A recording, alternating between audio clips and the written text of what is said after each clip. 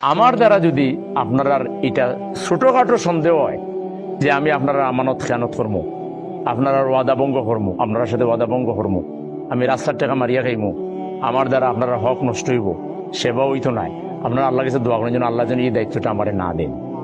আমি জাহান্নাম কামাই করতে চাই না ভাই। আপনারা লাভ করতে আইয়া আমার নিজের লস করার তো কোনো দরকার নাই।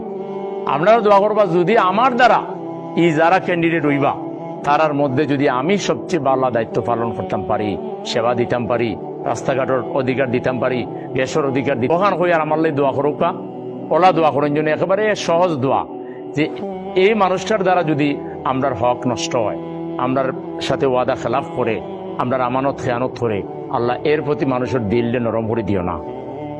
আর যদি ও মানুষটার দ্বারা আমরা বেশি খেদমত হয়, আমরা বেশি খামলা খাটবো, ও মানুষটায় আমরা লাগে বেশি ফায়দা করবো, তে আল্লাহ সবার দিলটারে তুমি যে যে দলই করো, দল মত ধর্ম বর্ণ নির্বিশেষে আমরা হকলে মিলিয়ে ও বেটাটারে ভোট দিলিতাম।